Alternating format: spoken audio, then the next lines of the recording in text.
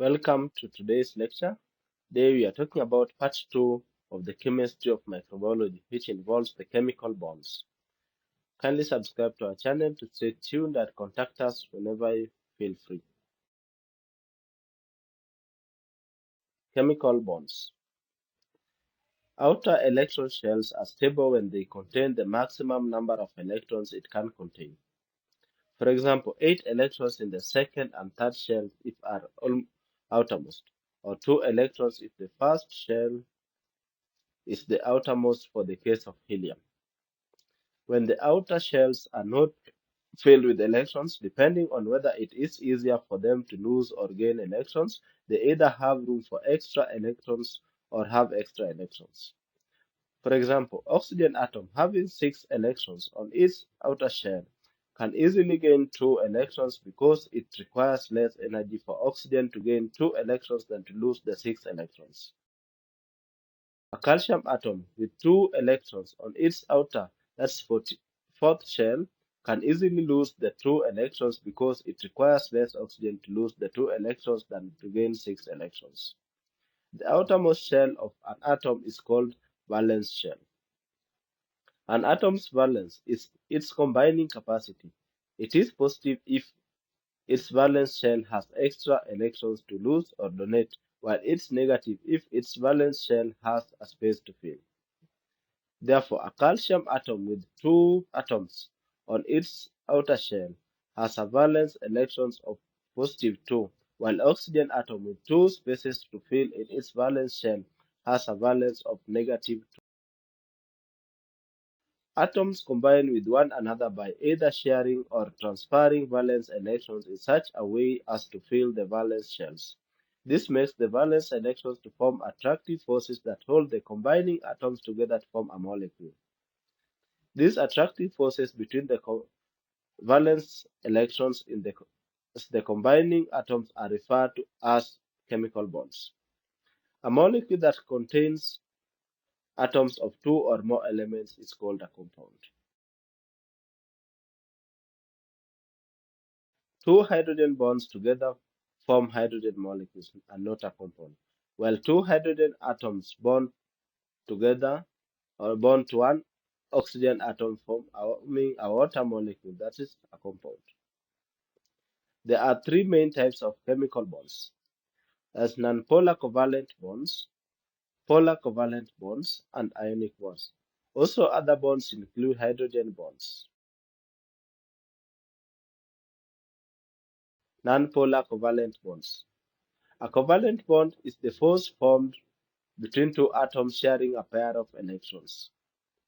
For example, two hydrogen atoms bond with each other, have a single valence electron, share the single valence electron with the other, forming a hydrogen bond. Similarly, two oxygen atoms share two pairs of electrons to form oxygen molecules. Because two pairs of electrons are involved, oxygen atoms form two covalent bonds, that's the double covalent bonds, with one another. For simplicity, a single covalent bond is expressed as a single line between the two atoms.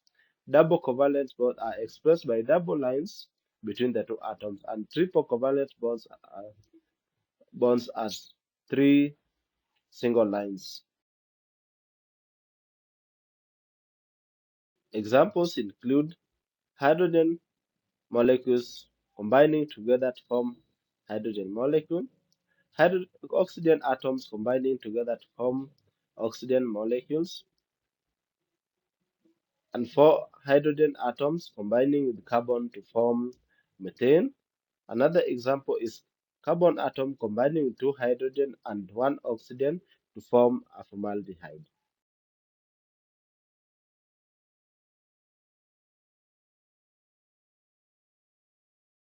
Electronegativity increases with the number of protons, thus greater pull on the electrons. It as well decreases with the decreased distance between the nucleus and the valence shell as the element gets larger.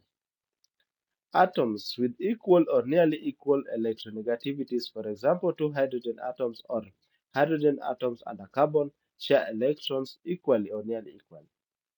The shared electrons of atoms with similar electronegativity tend to spend equal amount of time around each nucleus of the pair and no pole exists. Thus, the bonds between them is a non-polar covalent bond.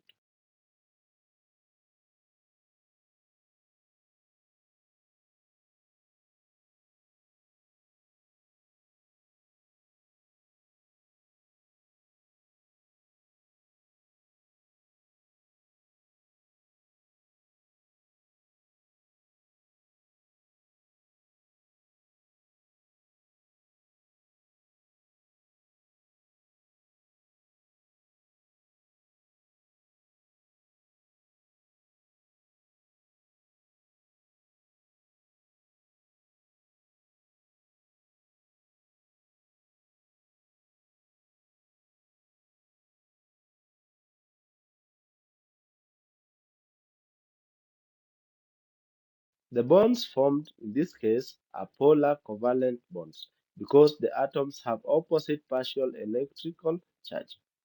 Nucleus with covalent bonds are generally water soluble and non-polar are not soluble in water. Both polar and nonpolar bonds form angles between atoms such that the distance between electrons orbits are maximized. For example, in a water molecule, the angle between the two hydrogen atoms bonding to one oxygen atom is about 105 degrees. Ionic bonds. When two atoms with vastly different electronegativities, for example, sodium with one valence electron and an electronegativity of 0.9, and chloride 7 valence electrons and an electronegativity of 3 come together, the atom with high electronegativity, in this case chlorine, very strongly attracts the valence electrons of the atom with less electronegativity, in this case sodium. This results in sodium losing the valence electrons to chlorine. The chloride atom now acquires one more electron than its protons, thus becoming fully negatively charged, now called cation, and sodium atom, after losing an electron, becomes positively charged, thus called now anion, due to more protons in its nucleus than the electrons. The atoms that donate an electron is called an electron donor, and the one receiving the atom electrons is called electron acceptor. The opposite of the sodium ion and the chloride ion attracts each other. This attraction, that's the ionic bond, holds the two atoms together to form a molecule, that's sodium chloride in this case. Ionic bonds lead to formation of crystalline compounds composed of metallic and non-metallic ions called salts. For example, sodium chloride and potassium chloride, which are all salts. They form by first the sodium atom losing an electron to chloride atom. Now the chlorine atom and sodium atom both acquire negative and positive charge respectively, which leads to the formation of ionic bond between the two atoms, forming now a salt as a molecule. In this case, sodium chloride.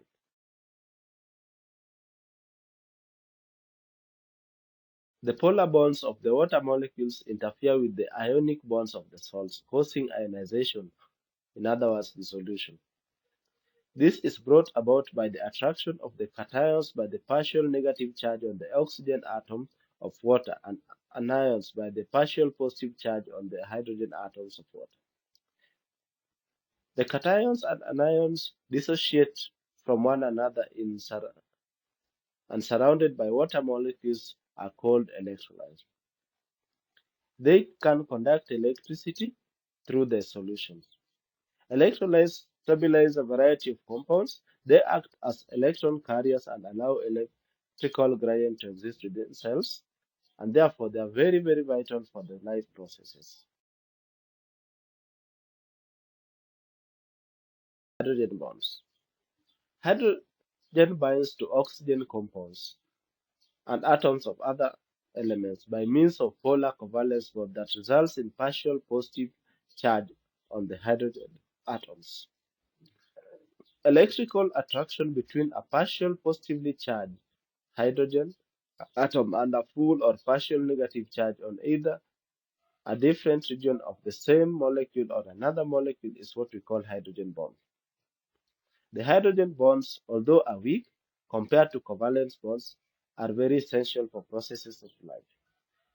Numerous or several hydrogen bonds stabilize the three-dimensional shapes of large molecules.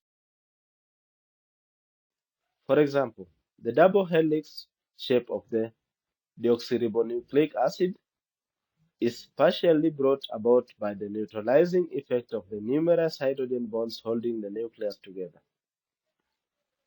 This shape is very important in the formation of the antibodies or enzymes, intracellular chemical messengers, and even recognition of target cells by pathogens. And that's also in immunology.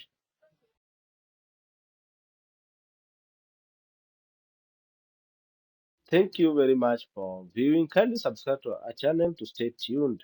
The lecture is presented by Microbiology, the biological sciences. You can kindly subscribe to our channel to get more, and you can also contact us through our email or phone contact. Thank you.